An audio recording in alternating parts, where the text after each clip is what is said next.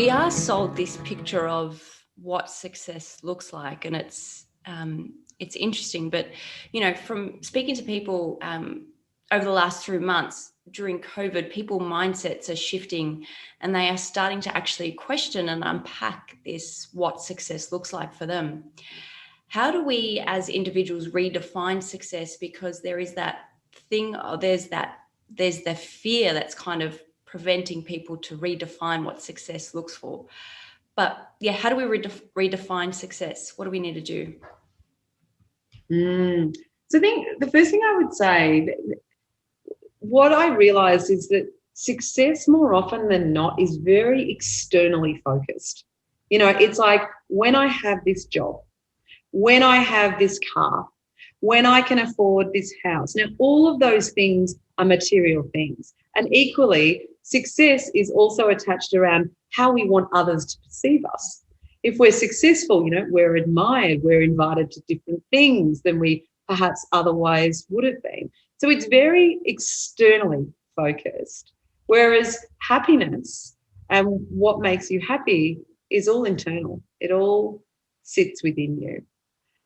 Sorry, you'll have to take me back to your question. I've lost my train of thought. How do we redefine success? Yeah. So redefining success. I think I'm a big fan of change in bite-sized pieces and starting with the stuff, that is simple.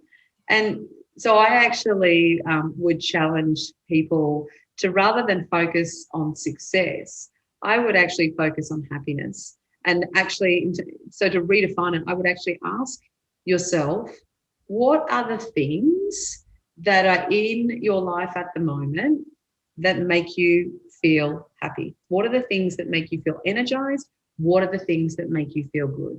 Write it down on a piece of paper. That simply, right? And then what I would challenge you to do is say, okay, if these are the things that make me feel energized, if these are the things that make me feel happy, what really simple things can I do to bring more of these things into each day? So rather than sitting there redefining success and saying, well, here's my 5-year plan, here's my 10-year plan, this is where I'm heading, I don't think that's the challenge for us. I think the challenge for us is actually saying, how do I show up in the everyday? Yeah. What habits and behaviors do I have in the everyday that enable me to live the life that I want to live? So rather than focusing on this long term, which makes it elusive and sort of in the future, why don't we start doing this now? And, there's a saying I read the other day, and it's basically the way you show up in every day is basically the life you live, right? So whether you realize it or not, the habits and the behaviors that you have each day will determine how happy you are and how often that happens. So focus on now. Focus on what tiny things you can do today rather than looking 5 years down the track. And it can be as simple, as tiny as time blocking 1 or 2 things in each day that make you happy. So I time block picking my son up from school with the dog because that makes me happy. I time block the first hour of the day at 5 a.m. I get up. Now, you don't have to get up at 5 a.m., but I believe the way you start your day is the way your day unfolds. And so I choose to start my day with intention and to gift myself the start of the day.